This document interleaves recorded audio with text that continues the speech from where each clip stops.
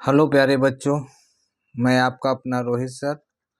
आज आपको मैं इस वीडियो के माध्यम से ये बताना चाहते हैं कि बोर्ड एग्जाम में कॉपियाँ कैसे लिखी जाती, क्योंकि बच्चों को आता बहुत सब कुछ है लेकिन उसको प्रदर्शित नहीं कर पाते। तो मैं कॉपियाँ किस प्रकार से लिखना है जो कि उतने ही टाइम पर समय पर पूरे क्वेश्चन सॉल्व हो जाएं, क्योंकि बहुत बच्चों को आता सब कुछ है लेकिन समय के आधार पे पूरा क्वेश्चन सॉल्व नहीं कर पाते हैं। तो देखिए, मैंने इस वीडियो के माध्यम से आपको कॉपी लिखने का ढंग बताना है। देखिए क्या है, मैंने आपको यूपी बोर्ड 2025 बोर्ड परीक्षा में कॉपी को किस प्रकार लिखेंगे इस चीज़ को ध्यान देंगे। हमारा है विषय सब केमिस्ट्री रसायन विज्ञान। आपको मैं कुछ क्वेश्चन सॉल्व कर रहा हूँ जो सेट नंबर 1 2024 में 347 के एफजी में लिया गया अंशालु का पेपर है। तो देखिए, इसमें आपको मैंने पहला है कि आपको जो फर्स्ट आते हैं बहुविकल्पी प्रश्न आते हैं, तो आपको लिखना होता है प्रश्नोत्तर नंबर या प्रश्नोत्तर संख्या 1। उसके बाद आपको क्वेश्चन नहीं लिखना है, सीधा उसके आपके पास 6 भाग होंगे। का जो ऑप्शन सही होगा वो लिखेंगे, खा का जो ऑप्शन सही होगा वो लिखेंगे, गा का जो ऑप्शन सही होगा वो लिखेंगे। इस प्रकार से आप का खा गा घा अंगा चा इस प्रकार से आप उसके क्या करेंगे, आंसर लिखेंगे। और कुछ हमने इसमें क्या किया है कि इसमें एक पहला क्वेश्चन था कि 5 ग्राम NaOH को 450 ml विलयन में घोला गया तो विलयन की मोलरता ज्ञात कीजिए। तो हमने एक वीडियो इसमें इस न्यूमेरिकल के प्रति बताया गया। तो ये एक इसका क्रम है जो कि इसमें बताया गया। तो आपको यही चीज़ ध्यान देना है कि कौन सा ऑर्डर किसके लिए होता है। एक क्वेश्चन इसी में घा में जो लिखा है वो कहता है कि कुछ ऑप्शन दिए हुए कि इनमें आपको क्षारीय प्रबलता का क्रम बताना है। तो जो मेथिल या एथिल एमीन में क्षारीय प्रबलता का क्रम होता है, सबसे ज़्यादा 2 डिग्री का होता है, द्वितीयक का, उससे कम 1 डिग्री का, उससे कम 3 डिग्री का, फिर सामान्य होता है। तो इस क्रम में ज़रा याद रखिएगा, क्योंकि अधिकतर जो क्रम मिलते हैं 1 डिग्री 2 डिग्री 3 डिग्री या फिर 3 डिग्री 2 डिग्री 1 डिग्री, बट इसमें थोड़ा डिफरेंस है। ग्लूकोज जो आपका होता है वो आपका मोनोसेक्राइड है, सेलुलोज पॉलीसेक्राइड होता है, सुक्रोज लैक्टोज माल्टोज ये डाइसेक्राइड जो ओलिगोसेक्राइड के अंतर्गत आते हैं। नेक्स्ट एक इसी में मिलता है, लिखा हुआ है K3CO C2O4 3, ये उपसहसंयोजक यौगिक है। इसमें केंद्रीय धातु परमाणु की ऑक्सीकरण संख्या निकालना है। तो जिस तत्व की ऑक्सीकरण संख्या निकालना होता है उसको यक्स मान के सभी तत्वों के ऑक्सीकरण संख्याओं का योग कर लेते हैं। तो पोटेशियम का +1, ऑक्जेलिक अम्ल का -2, तो +1 का 3 time plus x plus oxalic अम्ल का -2 गुणे 3 इक्वल टू 0, क्योंकि कोई चार्ज नहीं तो इसको सॉल्व करने पर +3 आया। एक क्वेश्चन है कि स्कैंडियम क्वेश्चन है, इसमें गा नंबर में कहता है कि निम्न में से कौन से तत्व की ऑक्सीकरण संख्या परिवर्तित नहीं होती। तो स्कैंडियम तत्व ऐसा है जिसकी ऑक्सीकरण संख्या परिवर्तित नहीं होती है, क्योंकि 4s3 3d1 में ऊर्जा अंतर इतना कम होने के कारण वो एक साथ क्या करते हैं, अपने ऑर्बिटल से इलेक्ट्रॉन बाहर निकल जाते हैं। तो ये था। अब इसी में मैं आपको दिखाऊं कि प्रश्न उत्तर संख्या 2 आई है। प्रश्न संख्या नंबर 2 है जो कि आपको इस प्रकार से ऊपर लिख देना है कि प्रश्न संख्या नंबर 2, और इसमें क्वेश्चन आपको नहीं बताना है कि कौन सा क्वेश्चन लिखना, सीधा आंसर। और प्रश्न संख्या नंबर 2 का जो का नंबर है वो क्वेश्चन है 30 ग्राम एथिल एथिल ग्लाइकोल को 450 ग्राम जल में मिलाया गया। निम्न की गणना करना है। पहला है विलयन के हिमांक में अवनमन और दूसरा होता है विलयन का हिमांक। तो देखिए, इसमें यह है न्यूमेरिकल इस प्रकार से करना है कि एथिलीन ग्लाइकोल जिसका भार 30 ग्राम है, जल जिसका भार 450 ग्राम है। एथिलीन ग्लाइकॉल का अणुभार निकाल लेते हैं तो 62 हो गया। अब हमको निकालना है विलयन के हिमांक में अवनमन। विलयन के हिमांक में अवनमन के लिए डेल्टा टीएफ बराबर 1000 गुणे के एफ इंटू डब्ल्यू। बी का मतलब विलेय का भार इंटू बाई डब्ल्यू ए का मतलब विलेय का भार, विलायक का भार इंटू विलेय का अणुभार। और जल के लिए जो हिमांक अवनमन स्थिरांक के एफ क्या है, हिमांक अवनमन स्थिरांक 1.86 गुणे 1.86 केल्विन किलोग्राम मोल इनवर्स होता है। इसको सॉल्व करने पर हमें हिमांक में अवनमन 2 प्राप्त होता है केल्विन। दूसरा पोर्शन जो कहता है वो हिमांक में अवनमन है, जो होता है शुद्ध विलायक का हिमांक माइनस विलयन का हिमांक, और इसको सॉल्व करने पे हमें मिलता है 271.15 केल्विन। तो इस प्रकार से इसको आपको सॉल्व करना है, जो क्वेश्चन नंबर 2 का है। इसी का यदि क्वेश्चन नंबर 2 का खा ही है, कहता है कि मोल अंश पे टिप्पणी लिखनी है। तो किसी विलयन में उपस्थित किसी अवयव का मतलब विलेय या विलायक के मोलों की संख्या तथा विलयन में उपस्थित कुल मोलों की संख्या के अनुपात को उस विलयन में उस अवयव का मोल प्रभाज कहलाता है।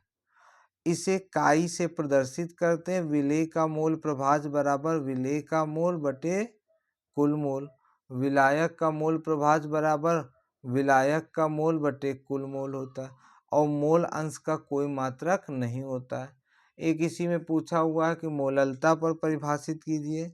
तो मोललता की परिभाषा किसी विलायक के 1 किलोग्राम या 1000 ग्राम में उपस्थित विलेय के मोलों की संख्या मोललता कहलाती है। मोललता बराबर होता है विलेय के मोलों की संख्या बटे विलायक का भार किलोग्राम में। यदि हम इसका मात्रक लिखना चाहें तो लिख सकते हैं मोल बटे किलोग्राम या मोल किलोग्राम इनवर्स।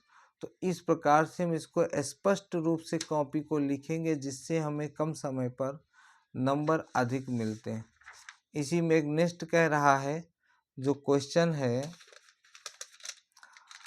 क्वेश्चन लिखा हुआ है लैंथेनाइड संकुचन या आकुंचन क्या है।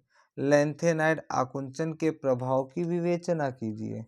तो देखिए, जो लैंथेनाइड आकुंचन है वो आपको एफ ब्लॉक में मिलता है, और एफ ब्लॉक में ये दिया हुआ लैंथेनाइड आकुंचन। लैंथेनाइड श्रेणी में परमाणु क्रमांक में वृद्धि के साथ लैंथनम यले से ल्यूटीशियम Lu तक परमाणु एवं आयनिक त्रिज्याओं में कमी होती है। इसे लैंथेनाइड आकुंचन कहते हैं।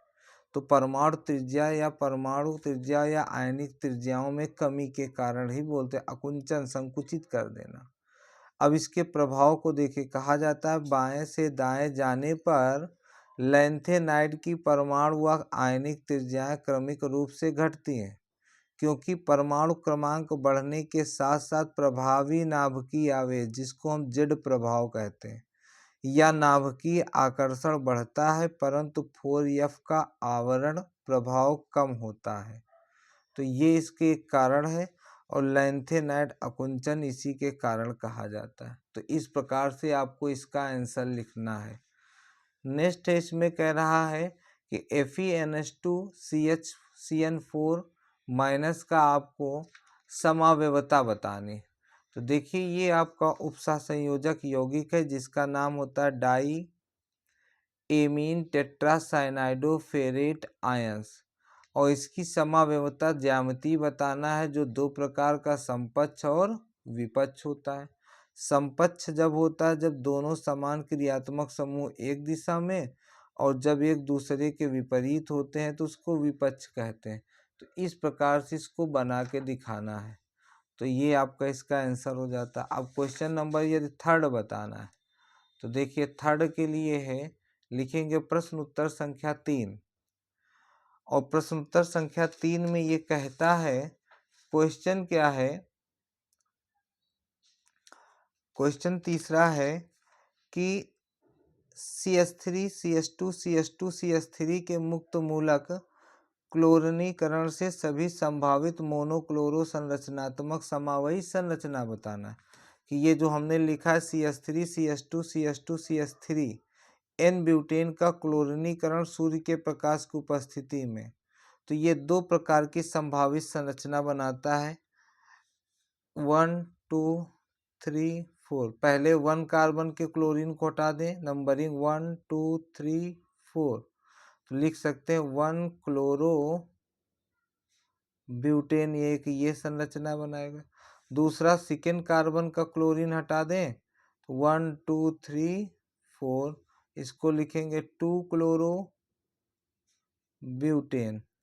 यदि मैं थर्ड कार्बन का हटाता हूं तो नंबरिंग फिर इधर से स्टार्ट करेंगे तो फिर वही आ जाएगा, तो ये इसका बन जाता है। खा नंबर इसका आंसर क्वेश्चन कहता है फिनॉल अम्लीय गुण प्रदर्शित करता है लेकिन एथेनॉल लगभग उदासीन होता है, कारण सहित बताओ। तो देखिए फिनॉल अम्लीय गुण प्रदर्शित करता है क्योंकि फिनॉल का हाइड्रोजन आयन H+ आसानी से निकलकर फिनॉक्साइड आयन देता है जो अनुनाद संरचना के कारण स्थिर है, और ये फिनॉल है जिससे एक H+ बाहर निकल के फिनॉक्साइड बनाता है जो ये अनुनाद संरचना दिखाता है। जबकि एथेनॉल का हाइड्रोजन आयन आसानी से निकलता नहीं है तथा इसका एथॉक्साइड आयन अनुनाद संरचना प्रदर्शित नहीं करने के कारण स्थिर नहीं है, इसलिए ये एक उदासीन गुण दिखाता है। और कारण ये है कि ये sp2 संकरण होने के कारण इलेक्ट्रॉन को अपनी ओर आसानी से खींच लेता है जिससे H+ बाहर निकल जाता है।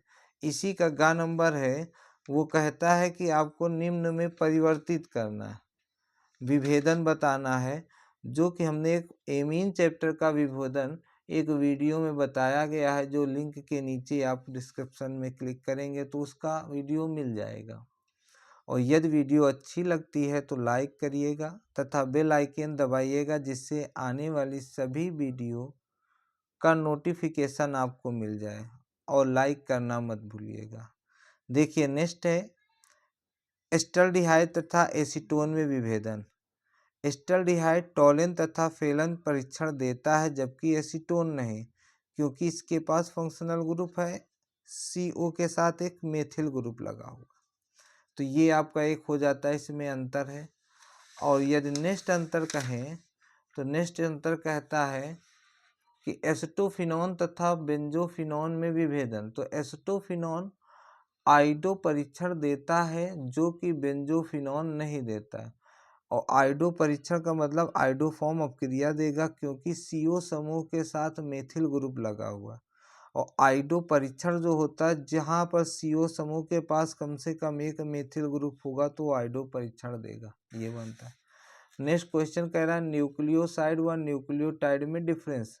तो इस प्रकार से आप न्यूक्लियोसाइड और न्यूक्लियोटाइड में डिफरेंस लिखेंगे, और वीडियो को पुश करते हुए आप इसका डिफरेंस लिख लीजिएगा जो कि आपको बोर्ड परीक्षा में लिखने में आसानी करेगा। तो ये आपका हमने इसमें डिफरेंस लिखना दिखाया जो कि स्पष्ट रूप से शब्दों में लिखा। क्वेश्चन नंबर 4 मैंने लिख के दिखा रहा हूँ कि ये कह रहा है, क्वेश्चन नंबर 4 है विलयन किसे कहते हैं तथा इनकी सांद्रताओं के प्रकार बताओ। तो आपको विलयन की परिभाषा बतानी है।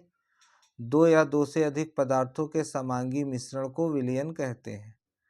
ये बन जाओ सांद्रता गुणात्मक और मात्रात्मक के आधार पे अलग अलग करना है। गुणात्मक के आधार पर विलय और विलायक के भौतिक गुणों में बदलता है, जैसे तन विलयन, सांद्र विलयन, संतृप्त विलयन, असंतृप्त विलयन।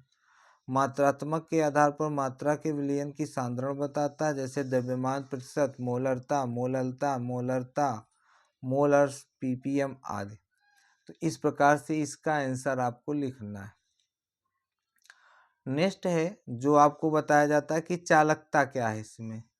तो चालकता के लिए कंडक्टिविटी कहा जाता है, जो लिखा हुआ कि विशिष्ट प्रतिरोध के व्युत्क्रम को विशिष्ट चालकत्व या चालकता कहते हैं। इसे कप्पा से प्रदर्शित करते हैं।